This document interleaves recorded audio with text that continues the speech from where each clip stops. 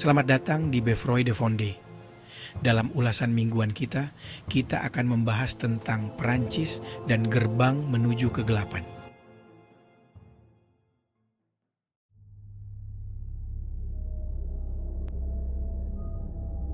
Dalam konteks sejarah yang kelam ini, yang terungkap di depan mata kita tidak dapat mengabaikan bagaimana Perancis, sebuah bangsa dengan akar Kristen yang dalam, yang disebut sebagai putri tertua gereja, telah memilih jalan yang tampaknya semakin menjauhkannya dari Tuhan setiap harinya.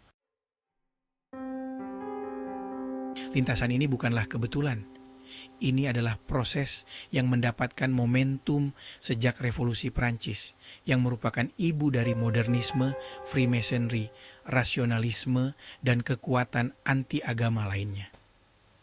Revolusi Prancis tahun 1789, anak dari abad pencerahan, menjadi titik balik. Dengan dalih kebebasan, persamaan, dan persaudaraan, terjadilah penganiayaan terhadap gereja Katolik dan umatnya. Para pemimpin agama dibunuh, gereja-gereja dijarah, dan simbol-simbol keagamaan dinodai. Hampir 1,5 juta umat Katolik terbunuh selama Perang Vendée, menandai periode kelam yang menjadi awal dari sekularisme agresif yang berlanjut hingga saat ini dalam berbagai bentuk. Gerakan-gerakan ini berusaha menafsirkan kembali doktrin-doktrin agama dalam terang akal modern, mengikis dasar-dasar iman, dan mempromosikan pandangan dunia di mana Tuhan dikesampingkan. Freemasonry, khususnya Freemasonry Prancis, memainkan peran penting dalam menyebarkan ide-ide anti-klerus dan sekuler. Dengan menekankan pada rasionalisme dan otonomi manusia, ia bekerja tanpa lelah untuk menyingkirkan gereja dari pengaruhnya dalam kehidupan publik. Penerapan hukum pemisahan gereja dan negara dan promosi pendidikan sekuler hanyalah beberapa buah pahit dari tindakan ini. Dalam sebuah langkah yang melanggar prinsip paling dasar dari hak untuk hidup, Prancis tahun ini memasukkan aborsi ke dalam konstitusinya sebagai hak. Ini berarti bahwa Prancis telah melakukan apa yang bahkan tidak dilakukan oleh Nazi Jerman. Upacara pembukaan Olimpiade baru-baru ini, dengan penampilan yang secara terbuka mengejek Yesus Kristus dan kekristenan, adalah gejala lain dari kemerosotan spiritual ini. Rasa tidak hormat dari tindakan ini adalah manifestasi modern dari pemujaan terhadap keburukan, kecacatan, dan vulgaritas, ciri-ciri iblis itu sendiri. Namun ini adalah tema-tema modis dalam masyarakat saat ini, yang dengan munafik menuntut inklusivitas dan rasa hormat. Identitas Kristen bangsa Perancis sedang diputarbalikkan, dan mereka telah memilih narasi yang meremehkan dan mencemooh iman jutaan orang. Kebakaran Katedral Notre Dame di Paris pada tahun 2019 yang diduga tidak disengaja merupakan pukulan telak tidak hanya bagi umat Katolik, tetapi bagi seluruh dunia.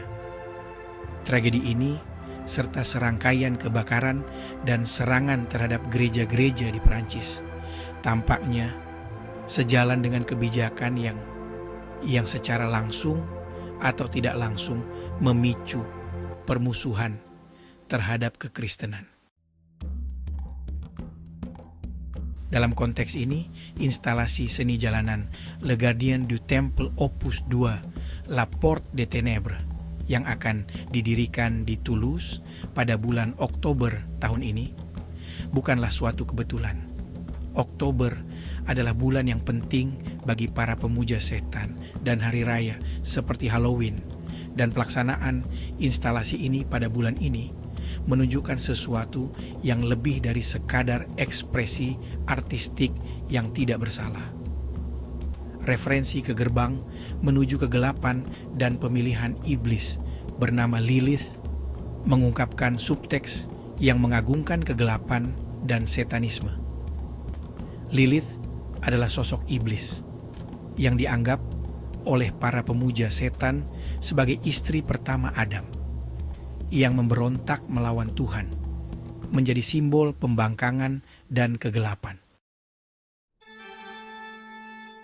Sebagai kesimpulan, apakah Perancis adalah negara yang gagal secara spiritual?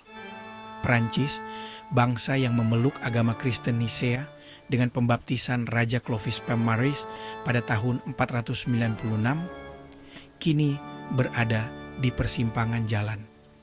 Perjuangannya yang tak henti-hentinya melawan nilai-nilai Kristen dan penerimaannya yang terbuka terhadap kebijakan dan simbol-simbol anti-agama telah membawanya ke dalam krisis sosial yang belum pernah terjadi sebelumnya. Kita tidak dapat mengabaikan tangan gelap yang tampaknya mengarahkan peristiwa-peristiwa ini. Sebagai orang Kristen, kita harus mengingat kata-kata Yesus, "Dari buahnya lah kamu akan mengenal mereka." Matius 7:16. Peristiwa-peristiwa yang kita saksikan bukanlah sekadar kebetulan, tetapi merupakan tanda-tanda dari pertempuran spiritual yang lebih dalam. Perancis dan seluruh dunia berdiri di gerbang kegelapan, dan hanya dengan kembali kepada Tuhan, kita dapat menemukan cahaya yang akan membawa kita keluar dari kegelapan. Lihatlah, hari ini aku memberikan kepadamu kehidupan dan kebaikan, kematian dan kejahatan. Hari ini aku memerintahkan kepadamu untuk mengasihi Tuhan Allahmu, untuk hidup menurut jalannya dan untuk menaati perintah-perintahnya, ketetapan-ketetapannya dan peraturan-peraturannya. Ulangan 30:15-19. Engki adalah Le Beffroi de Vendée. Silakan berikan jempol, berlangganan saluran kami, dan bagikan. Sampai jumpa lagi, para pejuang Tuhan.